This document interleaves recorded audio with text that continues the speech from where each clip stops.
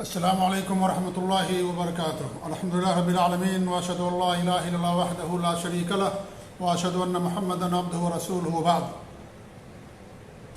گزشتہ درس میں 10 ایسے گناہ کا تذکرہ کیا گیا تھا جن کے کرنے والے کے بارے میں شریعت کے اندر یہ بات کہی گئی ہے کہ اللہ تعالیٰ ان کی طرف نہیں دیکھے گا، اللہ ان سے بات نہیں کرے گا، اللہ ان کا تذکرہ نہیں کرے گا اور ان کے لیے دردناک عذاب ہوگا۔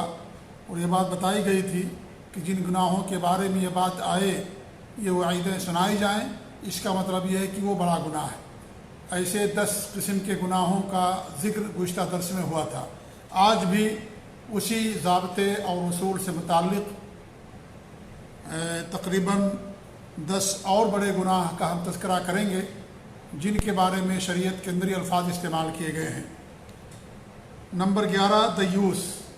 دیوس کہتے ہیں بے غیرت مرد کو، یعنی جس کے پاس کوئی غیرت نہ ہو، اس کی بیوی اجنبیوں سے بات کرتی ہے، اس پر کوئی فرق نہیں پڑتا، یا غیروں کے ساتھ گلچھڑے اڑاتی ہے، سفر کرتی ہے، بے پردہ گھومتی ہے، تصویریں کھنچواتی ہے، اور اس کے گھر میں لوگ آتے ہیں جاتے ہیں اور سب بے محابہ اس کے ساتھ گفتگو کرتے ہیں اور اس کے اوپر کوئی فرق نہیں پڑتا ہے، تو ایسے آدمی کو دیوس کہا جاتا ہے۔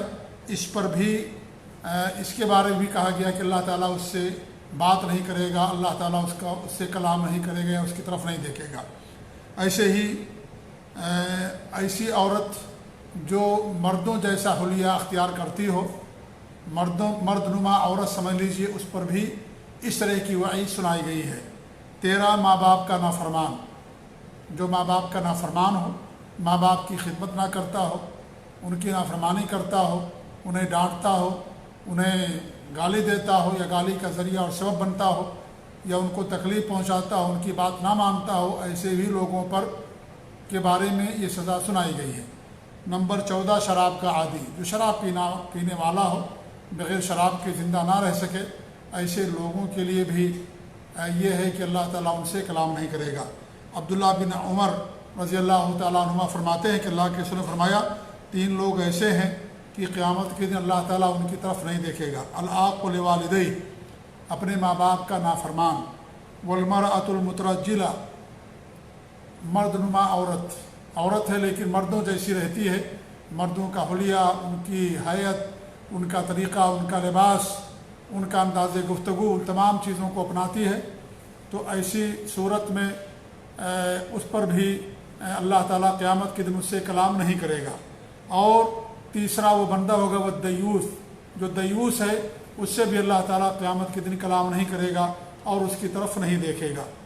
وَثَلَاثَةٌ لَا يَدْخُلُ الْجَنَّةَ، اور 3 ایسے لوگ ہیں جو جنت میں داخل نہیں ہوں گے۔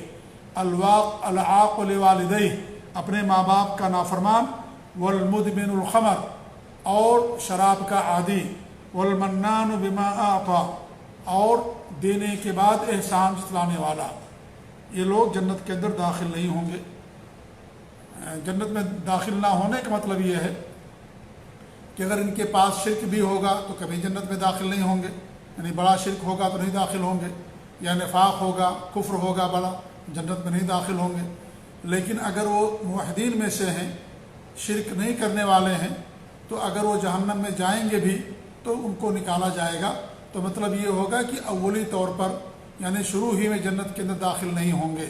یا ان لوگوں کی سزا یہ ہے کہ لوگ جنت میں داخل نہ ہوں جو ماں باپ کے نافرمان ہوں، یا ہمیشہ شراب پینے والے ہوں، یا دے کر کے احسان چلانے والے ہوں، ان کی یہ سزا ہونی چاہیے کہ وہ جنت کے اندر داخل نہ ہوں۔ کئی معنی اس کے بیان کیے گئے ہیں۔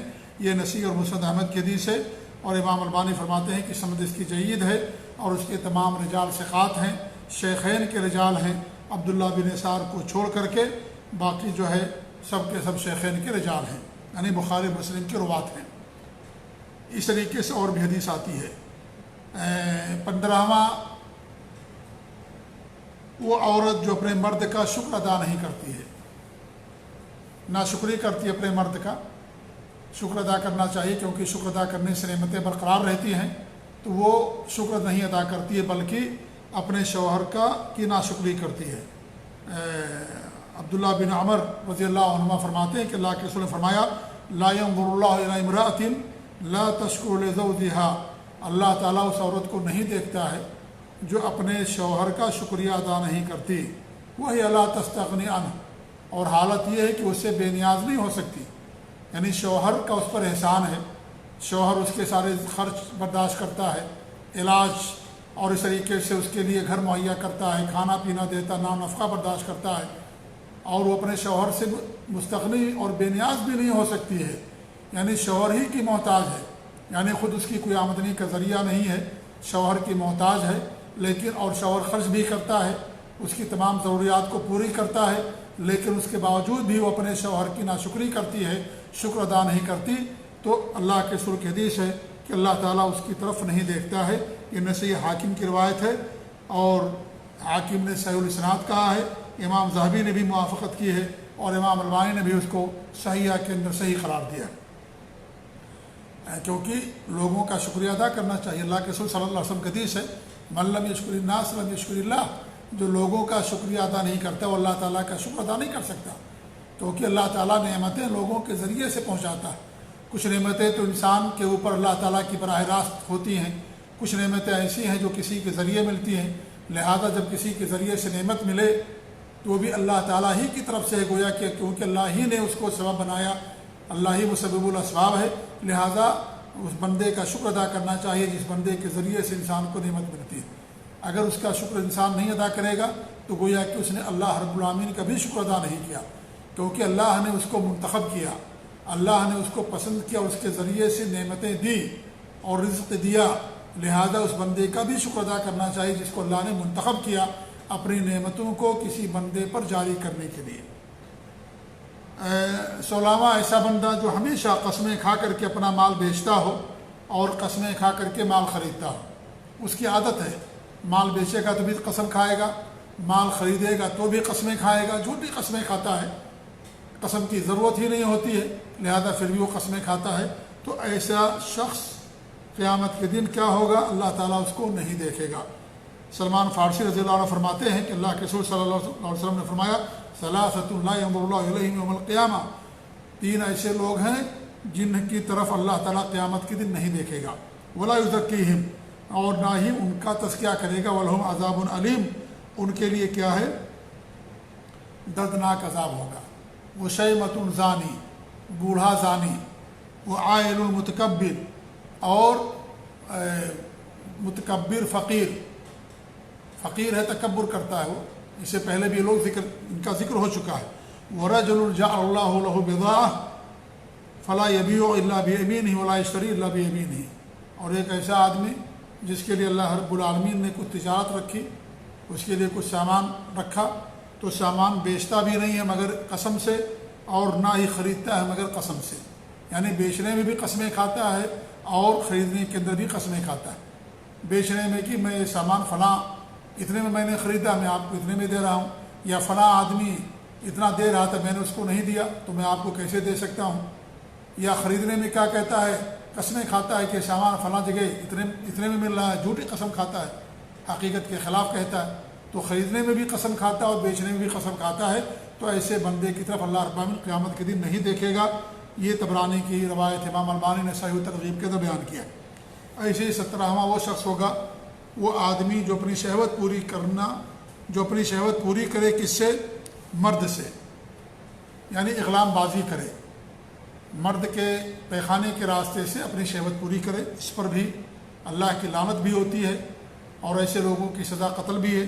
ایسے ہی نمبر 18، عورت کے پیخانے کے راستے سے اپنی شہوت پوری کرنے والا، عورت کے پیخانے کے راستے سے، بیوی اس کے پاس موجود ہے لیکن بیوی کی شرمگاہ سے جو اصل کھیتی ہے جہاں سے بچہ پیدا ہوتا ہے، اور اس میں اپنی شہوت پوری کرنے کے بجائے اس سے کیا کرتا ہے؟ پیخانے کے راستے سے اپنی شہوت پوری کرتا ہے، تو ایسی صورت میں قیامت کے دن کیا ہوگا؟ اللہ تعالیٰ ایسے لوگوں کو نہیں دیکھے گا، اور نہ ہی ایسے لوگوں کو اللہ تعالیٰ نہیں دیکھے گا، چاہے اس کی اپنی بیوی ہو یا کوئی اور، یعنی کوئی اور اجنبی عورت ہو، اگر اس کی بیوی ہے نہیں کرتا ہے، پیخانے کے راستے سے کرتا تو جرم ہے ہی ہے، یہ بڑا جرم ہے، لیکن اگر اجنبی عورت ہے اس سے جا کر کے عورت کی شرمگاہ کے بجائے اس کے پیخانے کے راستے سے اپنی شہوت پوری کرتا ہے تو یہ جرم پر جرم ہے. یہ کیا ہے؟ یہ جرم پر جرم ہے. اور ایسے لوگوں کی سزا یہی ہے کہ اگر مرد اس کے پیخانے کے راستے سے شہوت پوری کرتا ہے اور مرد دونوں کرنے والا اور کرانے والا دونوں کی رضامندی سے ہو رہا ہے تو شریعت میں حکم ہے کہ ایسے لوگوں کو قتل کر دیا جائے یا ایسے لوگوں کو پہاڑ سے اوپر پہاڑ چوٹی سے نیچے ڈھکیل دیا جائے تاکہ لوگ مر جائیں. لیکن ظاہر بات ہے یہ کام حاکم وقت کرے گا، عام لوگوں کے اختیار میں یہ چیز نہیں ہے. اللہ کے رسول صلی اللہ علیہ وسلم کے حدیث ابن عباس رضی اللہ تعالیٰ عنہ حدیث کے راوی میں فرماتے ہیں کہ لا ينظر اللہ الی رجل اتی رجلا، کہ اللہ تعالیٰ اسے آدمی کی طرف نہیں دیکھتا ہے جو کسی آدمی کے پاس آتا ہے، یعنی اس آدمی سے اپنی شہوت پوری کرتا ہے. او امرأۃ فی دبرہا، یا عورت کے پاس اس کی شرمگاہ میں جانے کے بجائے پچھلی شرمگاہ کے اندر جاتا، پیخانے کے راستے سے اس کی اپنی شہوت پوری کرتا ہے، تو اللہ تعالیٰ ایسے لوگوں کو قیامت کے دن نہیں دیکھے گا. ترمذی اور نسائی کی روایت ہے اور امام البانی نے صحیح ترغیب کے اندر اس کو بیان کیا ہے. اس طریقے سے ابو ہریرہ رضی اللہ عنہ فرماتے ہیں کہ اللہ کے رسول نے فرمایا لا ينظر اللہ الی رجل یأتی امرأته فی دبرہا، اللہ تعالیٰ ایسے آدمی کو نہیں دیکھتا ہے جو اپنی عورت کے پچھلی شرمگاہ سے پیخانے کے راستے سے اپنی شہوت پوری کرتا ہے. یہ بھی ابو داؤد نسائی اور ترمذی کی روایت ہے اور امام البانی نے اس کو ابو داؤد کے اندر صحیح قرار دیا. 19 نمبر ظلماً لوگوں کا مال ہڑپ کر جانے والا، یعنی ظلم کرتا ہے، لوگوں کا مال ہڑپ کر جاتا ہے، تو ایسے انسان سے بھی اللہ تعالیٰ قیامت کے دن کلام نہیں کرے گا یا اللہ تعالیٰ اس کی طرف نہیں دیکھے گا، اس کا تذکیہ نہیں کرے گا. ابو موسیٰ اشعری فرماتے ہیں کہ اللہ کے رسول صلی اللہ علیہ وسلم کے پاس 2 آدمی مقدمہ لے کر کے آئے زمین کے تعلق سے. احدہما من حضرموت، ایک حضرموت سے تھا یعنی یمن کا رہنے والا تھا. قال فجعل یمین احدہما، تو کہتے ہیں کہ ان میں سے ایک آدمی قسمیں کھانے لگا. فضجر آخر، تو دوسرا آدمی پریشان ہو گیا، چیخنے اور چلانے لگا اور کیا کہنے لگا کہ اذن یذهب بیارضی، یہ جھوٹی قسمیں کھا کھا کر کے گویا کہ ہماری زمین لے لے گا. یہ وہ چلانے لگا جو حق پر تھا، جس کی اصل زمین تھی، وہ چلانے لگا اور شور ہنگامہ کرنے لگا کہ بھئی جھوٹی قسمیں کھا کھا کر کے ہماری زمین کو ہڑپ کر لے گا. تو ہمارے نبی نے کیا فرمایا؟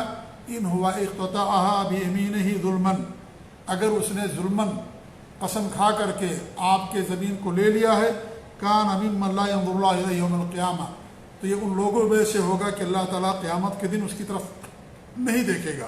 ولا یزکیہ، اور نہ ہی اس کا تزکیہ کرے گا. وَلَهُ عَذَابٌ علیم، اور اس کے لیے دردناک عذاب ہوگا. تو کہتے ہیں صحابی وَوَرِعَ الْآخَرُ فَرَدَّهَا، دوسرے آدمی کے اندر خوف آ گیا یہ حدیث سن کر کے کہ اللہ تعالیٰ قیامت کے دن اس کو نہیں دیکھے گا اور نہ اس سے بات کرے گا، نہ اس کا تزکیہ کرے گا، اور اس کے لیے دردناک عذاب ہو گیا. وہ ڈر گیا اور اس نے زمین کو لوٹا دیا.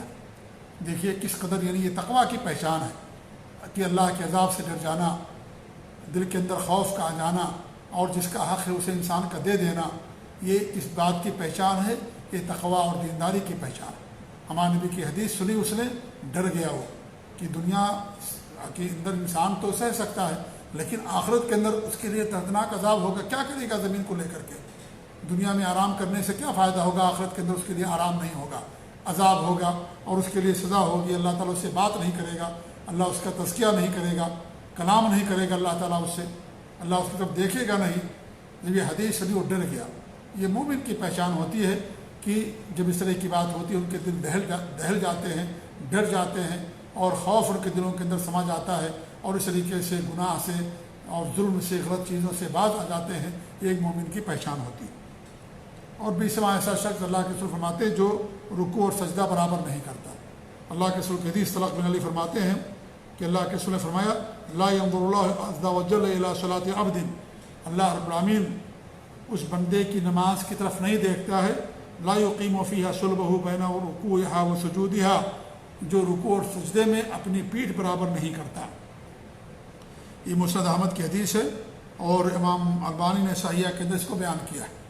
جو رکوع اور سجدے کے اندر اپنی پیٹھ برابر نہیں کرتا، سجدہ برابر نہیں کرتا، رکوع برابر نہیں کرتا، رکوع میں یعنی جھکا اور فوراً کھڑا ہو گیا، سجدے کے اندر بھی گیا برابر پیٹھ نہیں کی کہ فوراً سجدے سر اٹھا لیا. کچھ لوگ تو ایسا کرتے ہیں کہ سجدے سر اٹھا کر کے دوسرے سجدے کے اندر چلے جاتے ہیں، رکوع کی بات برابر کھڑے بھی نہیں ہوتے، فوراً سجدے کے اندر چلے جاتے ہیں. جھکنے ہی کی حالت میں رہتے ہیں، اس قدر لوگ سختی کرتے ہیں، یعنی وہ جلد بازی کرتے ہیں نمازوں کے اندر کہ رکوع اور سجدہ برابر نہیں کرتے۔ تو ہمارے نبی نے فرمایا کہ اللہ تعالیٰ اسے بندے کی نماز کی طرف دیکھتا ہی نہیں، اللہ تعالیٰ کو اس نماز کی کوئی یعنی اس نماز کا کوئی فائدہ نہیں، اللہ تعالیٰ اس کی طرف دیکھتا ہی نہیں، اس نماز کی کوئی اہمیت نہیں، کوئی فائدہ اس نماز کا نہیں ہے جو انسان اس طریقے سے کرتا ہے کہ سجدے اور رکوع کے اندر اپنی پیٹھ کو برابر نہیں کرتا۔ اس لیے نماز کے اندر خشوع و خضوع ضروری ہے، اعتدال ضروری ہے، اطمینان ضروری ہے۔ وہی نماز اللہ قبول فرماتا ہے جو اعتدال کے ساتھ، اطمینان کے ساتھ، خشوع و خضوع کے ساتھ، جو واجب خشوع و خضوع ہے، جو واجب اعتدال ہے، اس کے ساتھ انسان پڑھتا ہے۔ ورنہ تو منافق کی نماز ہوتی ہے، کوا جیسے چوچ مارتا ہے، پھٹافٹ نماز پڑھتا ہے انسان اس طریقے سے، یہ منافق کی نماز ہے۔ تو نماز کے اندر اعتدال ضروری ہے۔ ہمارے نبی نے فرمایا تو اس آدمی کو جو نماز صحیح طریقے سے نہیں پڑھ پا رہا تھا، کیا فرمایا؟ اعتدل قائما تطمئن ساجدا تطمئن راکعا، رکوع کی حالت میں تمہیں اطمینان ہو، سجدے کی حالت میں تمہیں اطمینان ہو جائے، کھڑے ہو تو اعتدال کے ساتھ کھڑے ہو۔ تو اعتدال یہ نماز کا رکن ہے، اس کے بغیر نماز نہیں ہوتی ہے اگر کوئی انسان بغیر اعتدال کی نماز پڑھتا ہے۔ جی آج ہمارے معاشرے میں بہت سارے لوگ کہتے ہیں کہ ہم تو فلاں مسلک کو ماننے والے ہیں، امام ابو حنیفہ کو ماننے والے ہیں اور جلدی جلدی نماز پڑھتے ہیں۔ میں نے کئی لوگوں کو دیکھا، سمجھایا، رکوع کے بعد برابر کھڑے نہیں ہوتے، سجدے میں چلے گئے، سجدہ کیا لیکن فوراً سجدے سے سر اٹھائے، بیٹھے نہیں، دوسرے سجدے کے اندر چلے گئے، بیٹھتے نہیں ہیں، فوراً سجدے کے اندر چلے گئے۔ رکوع کے بعد بھی کچھ لوگوں کو دیکھا کہ سر بھی نہیں اٹھاتے ہیں یا سر معمولی اٹھایا اور فوراً سجدے کے اندر چلے گئے۔ میں نے ان کو تنبیہ کی، سمجھایا، تو بولے ہم تو اناف ہیں اور ہمارے مسلک میں اعتدال جو ہے رکن نہیں ہے۔ ہم نے کہا واجب ہے کہ نہیں ہے؟ واجب ہے، اور آپ جان بوجھ کر کے چھوڑ رہے ہیں، اور جب انسان واجب چیز کو جان بوجھ کر کے چھوڑ دیتا ہے تو اس کی نماز باطل ہو جاتی ہے، نماز نہیں ہوگی اس کی۔ اگر بھول کر کے چھوڑ دے گا تو سجدے سہو سے وہ اس کی بھرپائی ہو جائے گی، تلافی ہو جائے گی، لیکن اگر وہ جان بوجھ کر کے واجب چیز چھوڑتا ہے تو اس کی نماز ہی نہیں ہوگی، نماز باطل ہو جائے گی۔ یہ اعتدال ضروری ہے۔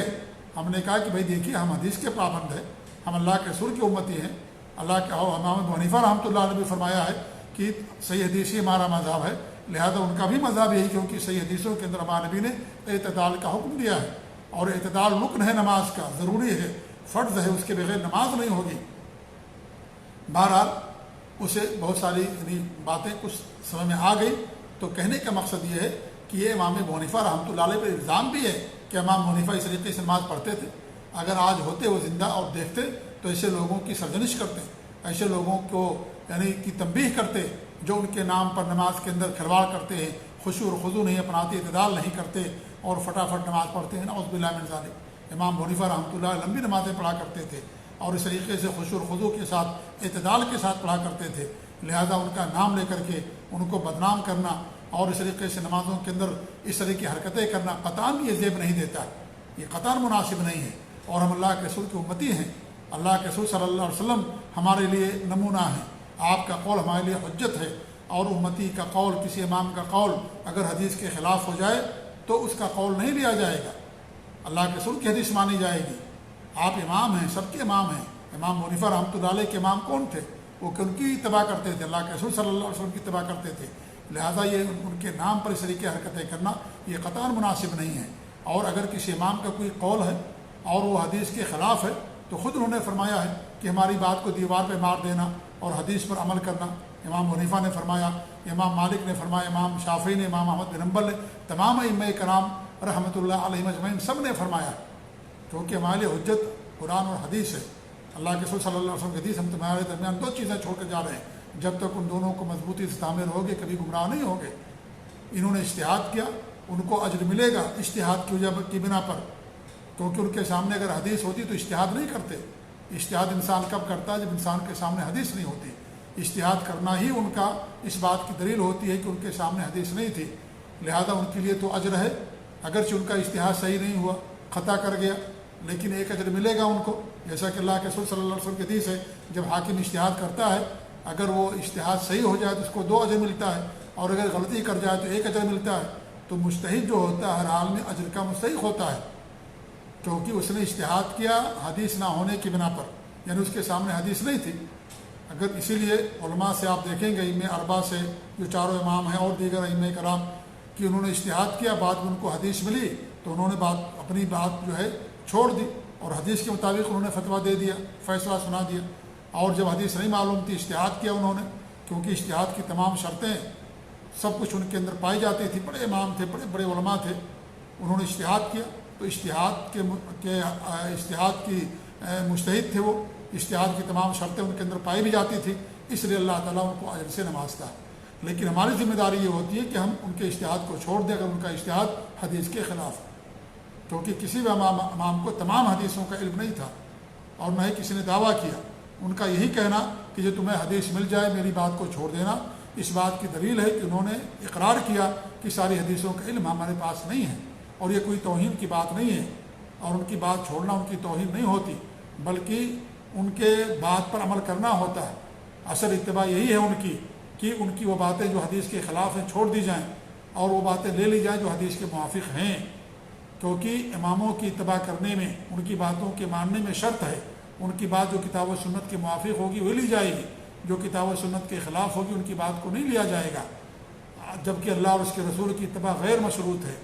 حدیث صحیح ہوگی، مفہوم اس کا صحیح، اس کے اوپر عمل کیا جائے گا۔ قرآن کی آیت ہے، صحیح مفہوم ہے اس کا، غلط مفہوم نہیں بیان کیا گیا ہے، تو ایسی صورت میں اس کے اوپر عمل کیا جائے گا۔ لہذا یہ کہہ کر کے کہ فلاں امام کا قول ہم اس پر عمل کرتے ہیں، بالکل صحیح نہیں ہے۔ حدیث کے خلاف اگر کسی قول ہے ان کے قول کو نہیں لیا جائے گا، اور اس میں ان کی توہین نہیں ہوتی بلکہ انہی کی بات پر عمل کرنا ہے۔ لہذا ائمہ کے سچے شیدائی اور پیروکار وہ ہیں جو حدیثوں کے مطابق عمل کرتے ہیں، کیونکہ ائمہ ہی نے جب انہیں حدیث پہنچی تو اپنی باتوں کو، پرانی باتوں کو چھوڑ دیا۔ امام شافعی کا دو مذہب ہے، پرانا اور نیا۔ پرانے مذہب میں انہوں نے بہت زیادہ قیاس کیا، لیکن نئے مذہب میں جب انہیں امام مالک سے ملاقات ہوئی، امام احمد بن حنبل سے ملاقات ہوئی، تو انہوں نے اپنی پرانی ساری باتوں کو، اکثر باتوں کو چھوڑ دیا، اور ان کے بارے میں پرانا مذہب اور نیا مذہب وجود میں آیا۔ یہ یعنی دو چیزیں۔ ایسے بات دیکھیں امام حنیفہ رحمۃ اللہ علیہ، امام مالک رحمۃ اللہ علیہ، آپ دیکھیں کتنے اقوال ان کے ہیں کہ انہوں نے رجوع کر لیا اور خود فرمایا ان کے شاگردوں نے امام ابو حنیفہ کے کہ اگر یہ ساری حدیثیں ہمارے امام کو ملتی تو یہ ان کا یہ قول نہیں ہوتا، اور رجوع کر لیتے۔ اور خود امام ابو حنیفہ رحمۃ اللہ علیہ نے کتنے مسائل کے اندر رجوع کر لیا ہے، کتنے مسائل میں رجوع کیا، جی ہاں۔ لہذا اور ان کے شاگردوں نے کتنے مسائل میں ان کی مخالفت کی، کیونکہ جب ان کے شاگردوں کو حدیث مل گئی تو ان کی بات کو انہوں نے چھوڑ دیا۔ لہذا اس میں امام کی توہین نہیں ہے۔ امام کے ماننے کا مطلب یہ نہیں کہ ان کی ہر بات مانی جائے، جو کتاب و سنت کے خلاف اسے بھی مانا جائے، یہ تو کسی نے ایسی بات نہیں کہی ہے۔ لہذا ہمیں چاہیے کہ ہم سنت کو فالو کریں، سنت کے مطابق عمل کریں۔ امام احمد بن حنبل رحمۃ اللہ علیہ کے دیکھیے ایک مسئلے میں کئی قول ان کے ملتے ہیں، کیونکہ انہوں نے کوئی اجتہاد کیا، حدیث نہیں ملی تھی، بعد میں انہیں حدیث ملی، یا دوسری حدیث ان کو مل گئی، پہلی حدیث کے اندر کچھ ضعف تھا، دوسری حدیث کے اندر ضعف نہیں تھا، اور اس طریقے سے ان کا پھر تیسرا قول آ گیا، تو ایک ہی مسئلے کے اندر ان کے کئی اقوال ملتے امام احمد بن حنبل رحمۃ اللہ علیہ کے۔ اس لیے یہ ضروری ہے کہ ہم اماموں کی اقتداء، اصل یہی ہے اتباع، کہ ہم صحیح ان کی باتوں کو لیں، وہ باتیں جو کتاب و سنت کے موافق ہیں، اور جو کتاب و سنت کے خلاف ان کی باتوں کو ہم رد کر دیں، اور انہیں اجر ملتا ہے کیونکہ انہوں نے اجتہاد کیا اور انہوں نے کوشش کی۔